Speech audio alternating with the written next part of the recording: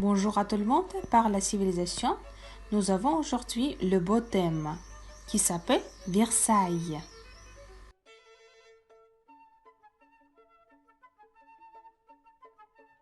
La capitale de la France, Paris, est célèbre par ses musées et les précieuses collections d'art qu'il renferme.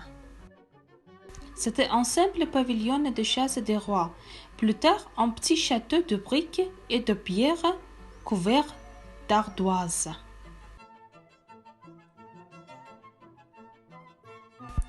Louis XIII ordonna à son architecte Philippe le Roi de bâtir un nouveau château sur la place du Vieux-Logis.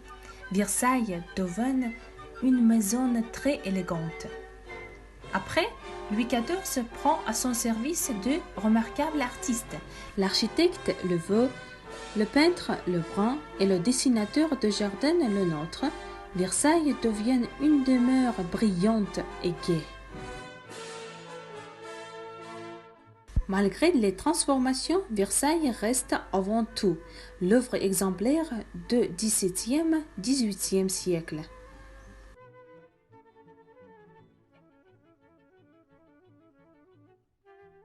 Les appartements retiennent l'attention des visiteurs par leur splendide décoration et leur magnifique mobilier.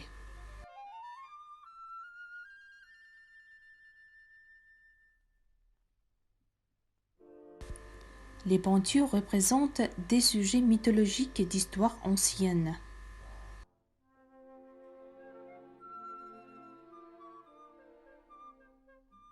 On admire la galerie des glaces due à Jules Hardouin-Mansart, architecte célèbre de cette époque.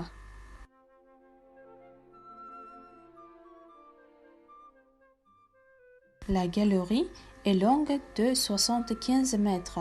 La lumière du jour y pénètre par 17 grandes fenêtres auxquelles correspondent 17 grandes glaces sur le mur opposé. Les glaces sont au nombre de 400.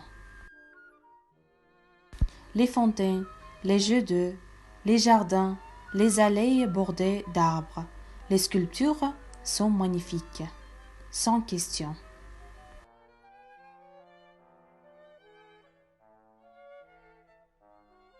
Au XIXe siècle, la résidence Les Rois a été transformée en musée.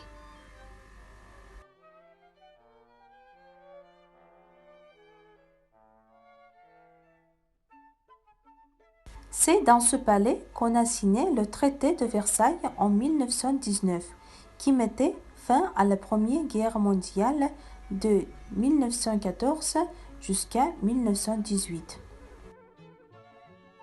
C'est aussi à Versailles que depuis bientôt un siècle, le président de la République française solennellement élu. J'espère que Versailles vous admire beaucoup.